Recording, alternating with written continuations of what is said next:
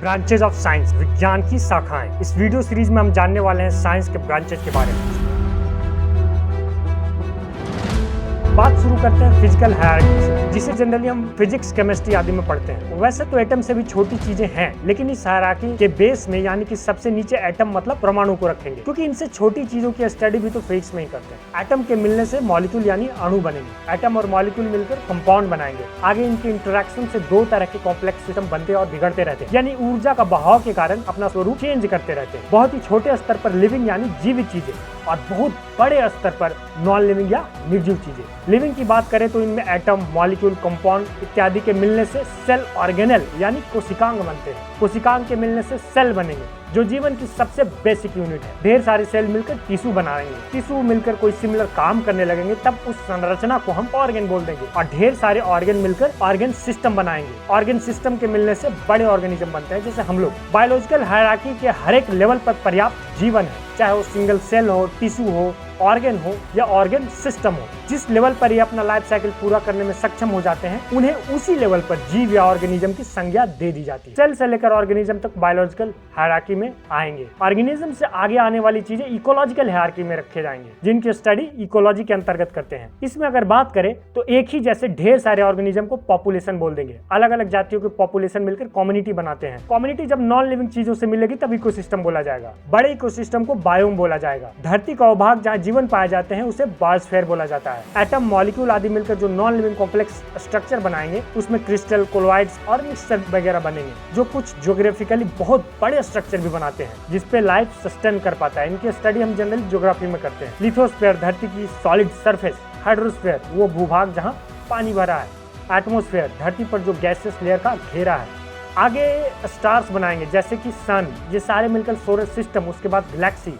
ये सारी चीजें कलेक्टिवली बहुत कॉम्प्लेक्स स्ट्रक्चर का निर्माण करती है, यानी यूनिवर्स या ब्रह्मांड का निर्माण करती है। पुराने लोग जब स्टडी करते थे उस वक्त डिफरेंट ब्रांचेस के बीच में कोई खास बाउंड्री नहीं थी, क्योंकि सीमित नॉलेज थी। नेचर को ऑब्जर्व करने के संसाधन बहुत सीमित थे। लेकिन धीरे धीरे कुछ बेहतरीन रिसर्च होते चले गए, हम लोग साइंटिफिकली डेवलप होते चले गए, जो कि अभी भी हो रहे हैं। तो इसकी स्टडी में सुविधा के लिए, नॉलेज को व्यवस्थित रखने के लिए इसके ब्रांचेस बना दिए गए, क्योंकि इन्फॉर्मेशन बहुत ज्यादा हो रहे थे। साइंस को मेनली 5 ब्रांचेज में बांटा गया, जिनसे और ढेर सारे ब्रांचेज निकलते हैं। पहला फॉर्मल साइंस, जिसके मुख्य ब्रांचेज में मैथमेटिक्स, लॉजिक, कंप्यूटर साइंस आदि आते हैं। दूसरा नेचुरल साइंस, जिसमें फिजिकल साइंस और लाइफ साइंसेज आते हैं। फिजिकल साइंस में नॉन लिविंग मैटर्स को पढ़ते हैं। इसके मेन ब्रांचेज की बात करें तो फिजिक्स, एस्ट्रोनॉमी, केमिस्ट्री और अर्थ साइंस इत्यादि है। लाइफ साइंसेज में बायोलॉजी, इकोलॉजी से जुड़े सारे सब्जेक्ट आएंगे। तीसरा सोशल साइंस, जिसमें ह्यूमैनिटीज या आर्ट से जुड़े सब्जेक्ट्स आएंगे। यही तीनों मेन है, बाकी इन्हीं तीनों से निकलने वाले ब्रांचेज के मिलने से बनते हैं। चौथा अप्लाइड साइंसेज, साइंस के ज्ञान और खोजों को जब हम प्रैक्टिकल यूज यानी अपनी सुविधा के लिए यूज करने लगते हैं, तब वो अप्लाइड साइंस के अंतर्गत आते हैं। पांचवा इंटरडिसिप्लिनरी साइंसेज, जब साइंस के एक से अधिक ब्रांच मिले होंगे तब वो इंटरडिसिप्लिनरी साइंसेज के अंतर्गत आएंगे। टाइम के साथ साथ हमारी जिज्ञासा को सेटिस्फाई करने के संसाधन भी बढ़ते गए, जिससे हमारी नॉलेज में और बढ़ोतरी हुई।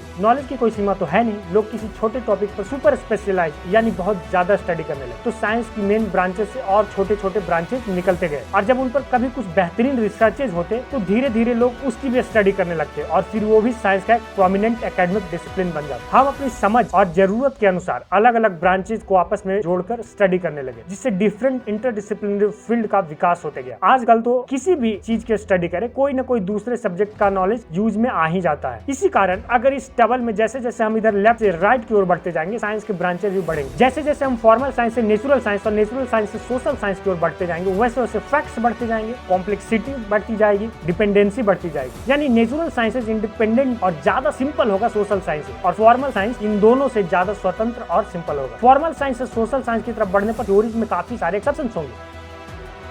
ये एक्सेप्शन फिजिक्स में कम, केमिस्ट्री में ज्यादा, बायोलॉजी में और बढ़ते जाएंगे, सोशियोलॉजी में और ज्यादा, क्योंकि चीजें जैसी जैसी बड़ी और कॉम्प्लेक्स होती जाती हैं, वैसे वैसे उनको रेगुलेट या कंट्रोल करने वाली चीजों की संख्या भी बढ़ती जाती है, जो उस बड़ी सिस्टम को काफी वल्नरेबल बना देती है। उन छोटी छोटी चीजों में थोड़ी सी चेंज भी एक बड़ी चीज को एक बहुत ही अलग रूप दे देंगे। जैसे कोरोना वायरस पेंडेमिक का एग्जाम्पल ले सकते हैं। जिनसे ये चीजें काफी अच्छे से समझ आ जाएगी। वायरस में केमिकल लेवल पर कुछ चेंजेस जो कि लिविंग यानी बायोलॉजिकल सिस्टम को अफेक्ट करने लगे, हम बीमार होने लगे। और जब हमारे बायोलॉजिकल सिस्टम अफेक्ट हुए तो हमारे सोशल सिस्टम में काफी सारे चेंजेस आ गए। साइकोलॉजिकल लेवल पर फोबिया, एंग्जाइटी, डिप्रेशन, लोनलीनेस आदि चीजें बढ़ी। लोग एक्स्ट्रा कॉशियस रहने लगे। बहुत सारे सोशल प्रैक्टिसेस बंद हो गए, जैसे हाथ मिलाना, पास में खड़े रहना। कुछ चीजें मास लेवल पर इंट्रोड्यूस हुई, जैसे मास्क लगाना। बहुत सारे देशों की इकोनॉमी खराब हो गई, बहुत सारी पाबंदियां लगी, बहुत सारे नए लॉज इंट्रोड्यूस किए गए और भी बहुत सारे चेंजेस हुए। और ये सारे चेंजेस हुए एक बहुत ही छोटे से वायरस में होने वाले कुछ बहुत ही छोटे केमिकल चेंजेस के कारण। इससे आपको यह अंदाजा हो गया होगा कि किस हद तक चीजें कनेक्टेड हैं। एक छोटी सी चेंज ने इतने सारे इफेक्ट कर दिए कि काफी सालों तक उस पर रिसर्च होते रहेंगे, उन पर बातें होती रहेंगी। इन चीजों को ध्यान में रखकर branches of science video series बनाया गया है, ताकि हम साइंस के ब्रांचेज को जान पाए, साथ में यह भी जान पाए कि किस लेवल तक वो किन किन माध्यमों से कनेक्टेड है। साथ में साइंस के उन ब्रांचेज के स्थान भी प्रिडिक्ट कर सकते हैं जो हमने नहीं पढ़ा या फ्यूचर में आने वाले हैं। इस वीडियो में बातें यहीं तक,